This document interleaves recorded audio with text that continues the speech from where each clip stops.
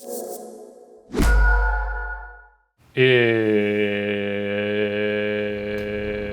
July 22nd.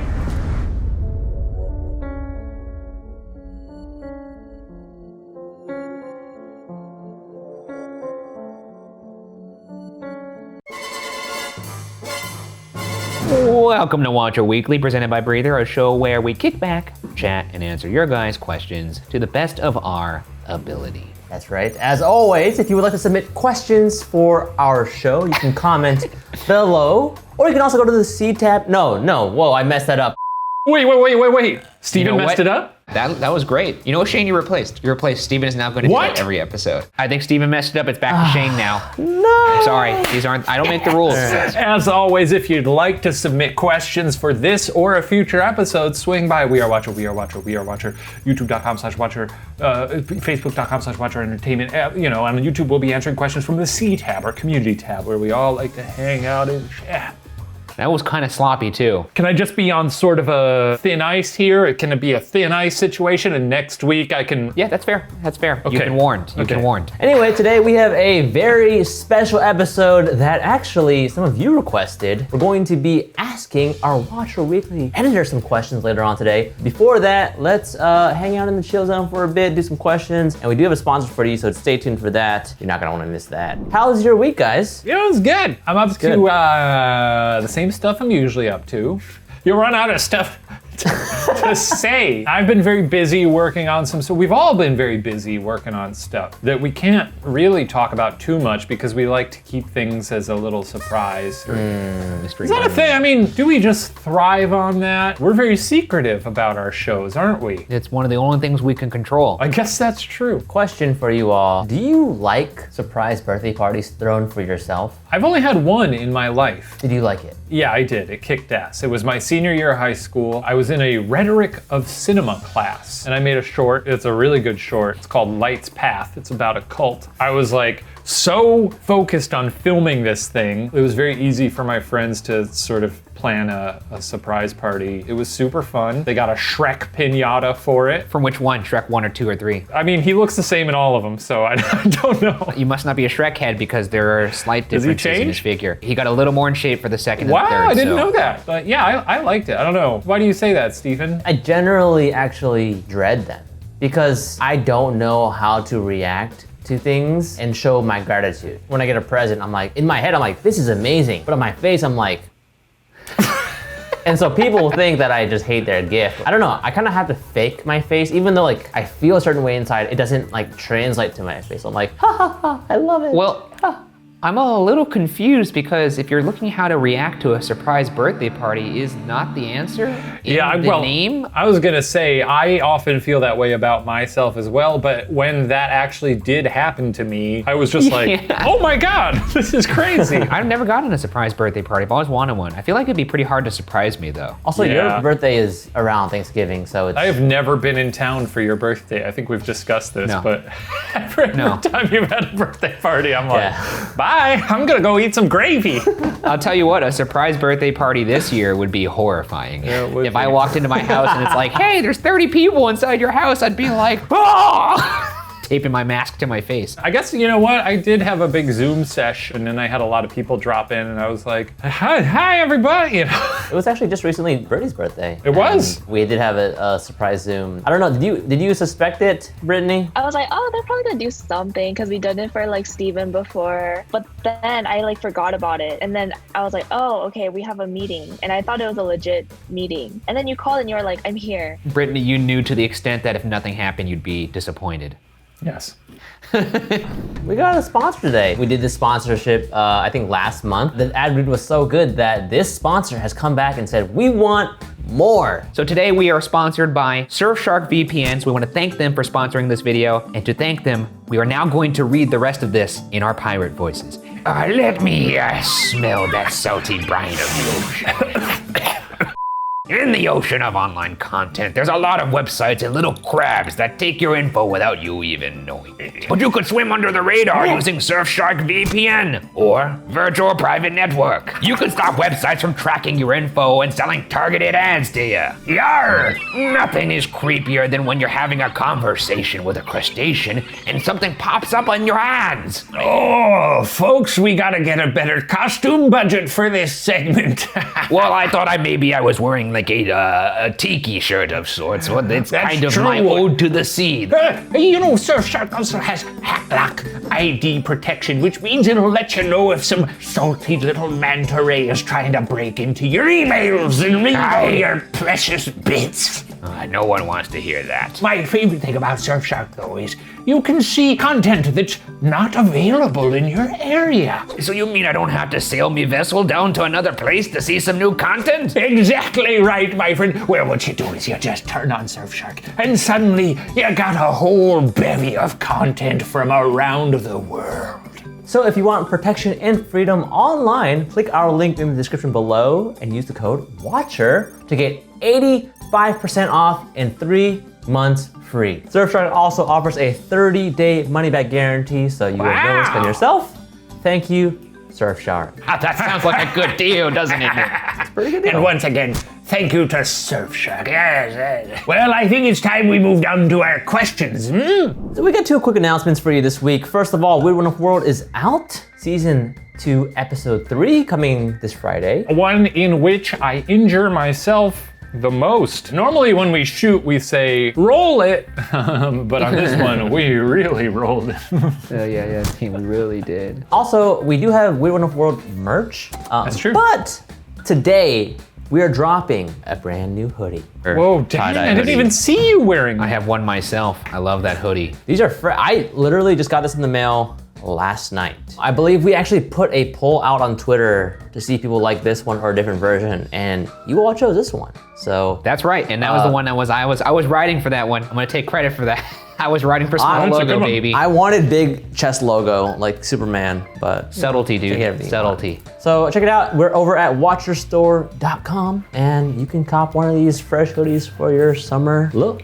We got some cues. We do have some cues. As always, we'll be answering more of these over on patreon.com/watcher in our little bonus show, Watcher Weekly Plus. Why don't we start with Tiffany R., who says, considering the vastly different personalities of each of you, Ryan, Shane, and Steven, just so you guys know who she's talking about, how do you make it work in a business setting? Do you ever have disagreements on how things are ran or the content that should be produced? Love the channel, and I'm glad you guys have your own company now. My son and I look forward to your videos each week. Oh, thank you. Oh, thank you. That is nice. And we've talked about this before, I think. We're sort of at different ends of a spectrum. Maybe like Steven at one end, Ryan at the other end, me somewhere in the middle. I feel like you guys tend to dig your heels in on certain things, and I'm usually sort of being pulled between you two. I would agree. I think we make it work though, because I would say in the end, we usually, despite having disagreements and different opinions, we will always go with the opinion that results in the best content. Yeah. Or in the best, the best decision. Yeah, and Ryan, you've mentioned this before, where there's a mutual respect. I think that's really important. But there's also one thing I wanted to add. I was thinking about this the other day. There's also not just the respect you have to have for each other, but the lack of ego. I know that if I disagree with Ryan, he's not going to be like, Steven didn't like what I said. Well, you probably do that anyway, but. Yeah, I think we learned fairly early on into this process how to argue without being mean-spirited. What has been our biggest argument? I don't know. I don't know if I could, the fact that none really come to mind. You know what? I honestly, this wasn't even really an argument, but remember how back and forth we were on the title sting? What titles thing? The logo sting. The logo sound. 20 different runners up. Oh. Yeah. That So was obviously a fun. lot of conflict over here. Yeah, it's huge. This comes from Gwen Sawiki. What city or area that you visited but not lived in has always seemed like a nice place to live? I know Ryan's. New Orleans? It could be New Orleans, but I don't know if I'd want to live there. I love New Oh, Orleans. yeah, because you were there for an extended time. I was there for like a month, but I wasn't in New Orleans proper. I was like in downtown, which is like a smaller version of our downtown. So I really didn't spend too much time in the French Quarter, but even still, a lot of the locals don't spend a lot of time in the French Quarter because it's a bit much. to be honest. Yeah. It's a great like weekend or week even, but I don't know if I would want to live there. It's the same reason why I would not want to work at Disneyland. It would take the magic out of it. Yeah, I a see. little bit. Right, Yeah, right, it's a good right. visiting spot. San Diego, maybe?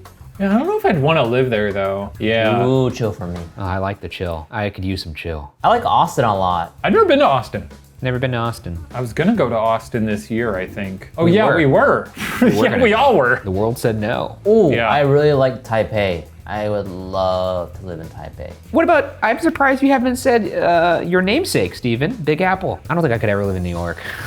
That's too fast. Yeah, I don't know. I mean, the only You way wouldn't make it, Ryan. I wouldn't want to make it. If I lived in New York, I wouldn't want to make it. You get eaten up by the rats. I like a lot of the vibes there, but it feels like to live there comfortably, you gotta be really, really loaded. You can live out in the different boroughs, and it's pretty affordable. What about London, Shane? I'm surprised you didn't say London. I didn't say anything yet, really. I mean, I do love London. I would like to live there. There's also, you know what though? There's a lot of small towns or like smaller cities that we've visited for Unsolved that I'm like, yeah, I could live here. I could do London. I love their But also sensibilities. incredibly expensive, I think. Their vibe is good. Good vibes. Well, I got another question here. This one's for Steven. This is from Pendita Loiter for Steven about what it's gonna be your next show. I loved the vibe of Homemade. What's gonna be your next show, essentially, they're asking. Good question. Yeah, I've been kind of teasing this for a bit. We're actually working on some shows right now to pitch out to other streaming platforms, linear television. And then for the channel, I actually trying to figure out exactly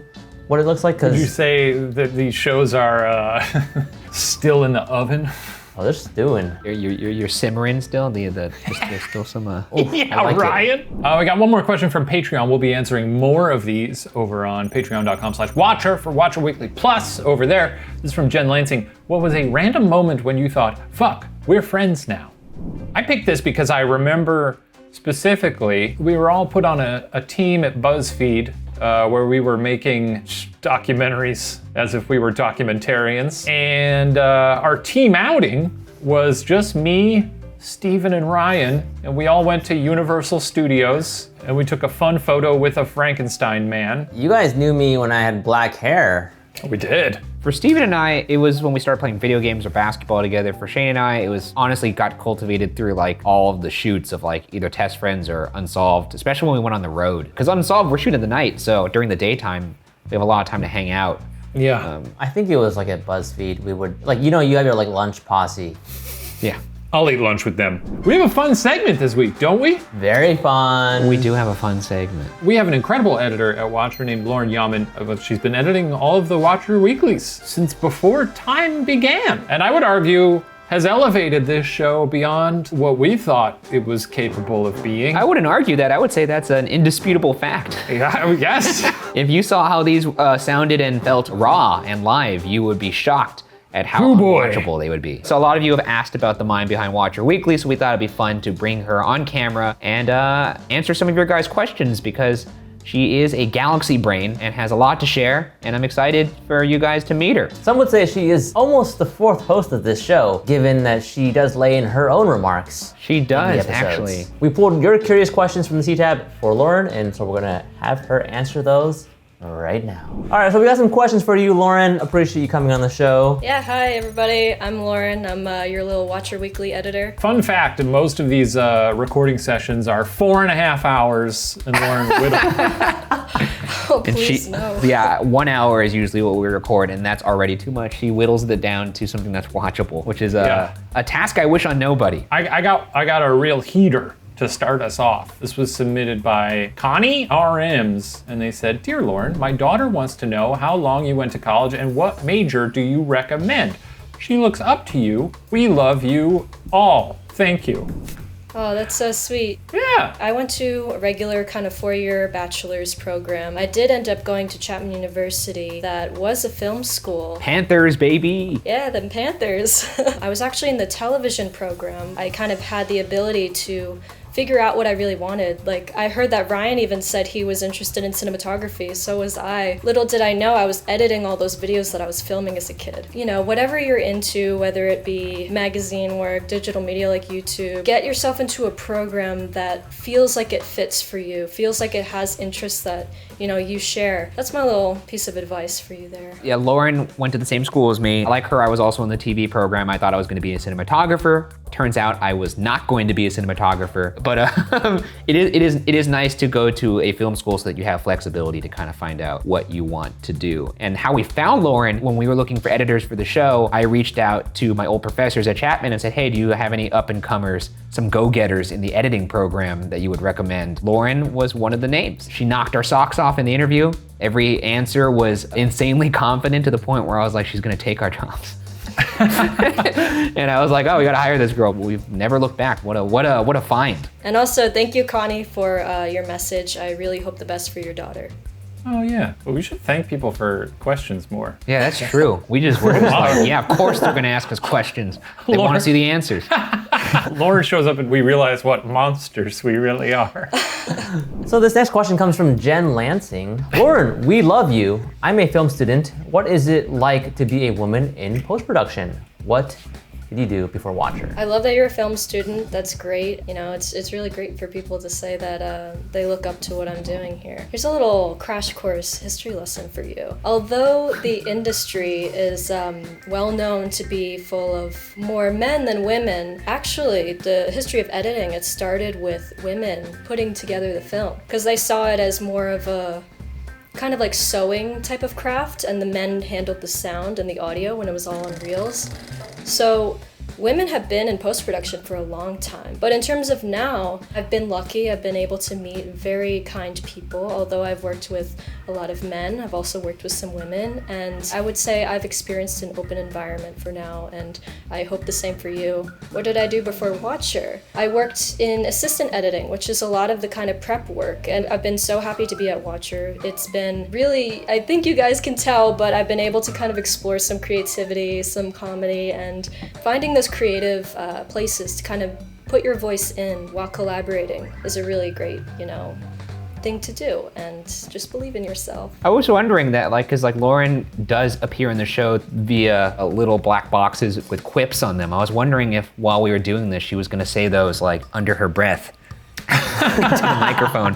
Like I'll say something and he's like, real good one or something. Like, you know, obviously she has better quips than me. Yeah, we're not like, hey, put this here. Lauren just eviscerates us. As well as her greatest contribution to not only this show, but I think YouTube at large, which is the large heads. We do have a question about that, by the way. Oh, we do? Oh, let's go to that. Comes from Mona Srivastava. For Lauren, when did you first come up with idea of making the Watcher boy's head bigger? I feel like a lot of these things that come up, it's an automatic response to something.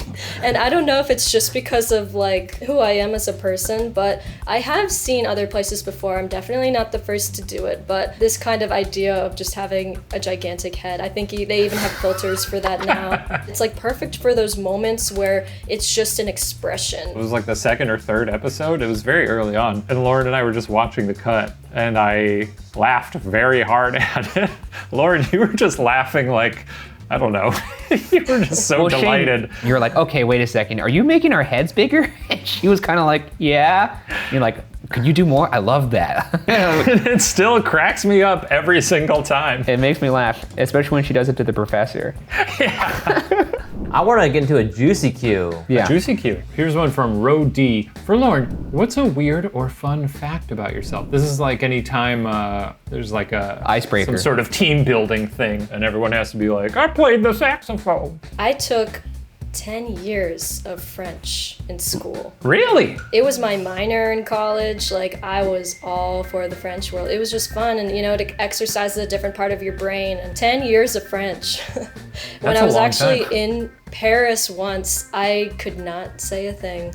Really? It was like, it did not work out for me. I was trying to talk to the waiter. He was like kind of looking at me like, just speaking English, like, girl, you don't have to do that. Well, I've heard a lot of people in France don't like when people try to speak French to them. He was like, I'm just a waiter, dude. I'm trying to do my job. Yeah. One day, maybe I'll figure out why I decided to commit to 10 years. For one of these episodes, you should do all of your little pop-up notes just entirely in French with no That's explanation good. whatsoever. That's good. Niche, that would be great. target audience. Yeah. That'll help. Last question here. This comes from YouTube, Miranda Russell. She says, Lauren, what is a scene that you had to edit that made you just sigh and think, what has my life become? Well, I gotta say, it doesn't happen too often. I've kind of gotten used to the banter that goes on, the comedy element of it. There was a time I was working on the Here's What You Do podcast. Go on. You know, anytime it gets a little into the above PG-13 talk, you guys don't have to hear that. Has it gotten a butt? I feel like I know what you're talking about. I know exactly what you're talking about. You guys like talking about movies a lot. Everybody, you know, We do. They're kind of used We to do. that at this point. We got into that fan favorite, Avatar, not The Last Yes. Airbender, but Yes, the one blue with the blue people people. film. The blue people, that's right, yes, yeah. we kind of got into what the fandom's like, and the internet's a wonderful world. We talked about some people doing some stuff. You know what, if you want to, yeah, you know, the world is strange out there. Whatever you're into, I guess is what you're into. Yeah, follow your bliss. Wait, I want to go back and hear this now. 'Cause I wanna now hear it now, I don't too. even remember this. Shane, you started it, but then Ryan Oh, took you it. Shane. Ryan took it a little bit too far, and then Shane took it farther. Well, this doesn't sound like a pattern that Not- we've Yeah, constructed. this in doesn't our sound like Shane and I conversation. at all. No, thank you for popping in today. There's clearly a lot of questions, so if people have more questions, we can always resurrect this segment for a future episode. I mean, we've done it once, so when I say it's always fun to have Lauren on the show, I mean, Oh, I'm always on the show. Yeah, I'm it's part true. of she's it. here haunting the show with her humor. You want to wrap it out, Shane? Is that, or should we have Lauren? Oh, can you? How about, wait, is this like for the whole episode? Yeah, Yes. wrap us out of Yeah. the episode. Okay, oh boy. Well, we can take a stab at it and we'll see. I mean, I'll see what's good or not. Well, thanks everybody for joining Watcher Weekly this week. It's a pleasure to be on the show. And I guess I'm doing the outro now, so here we go. Hell yeah! You can find us at We Are Watcher, We Are Watcher, We Are Watcher, patreon.com/watcher, youtube.com/watcher, facebook.com/watcher entertainment, Nailing it! youtube.com/watcher podcast. Yes! Nice. There's one more. I can't remember. It doesn't even matter. Hold on, I'm calling Shane's manager right now. See you next week, everybody. Thank you, Lauren. Are you Mr. Madej's manager? Yeah, he lost the gig. He lost No! the gig. He's no longer the host of Watcher Weekly. No!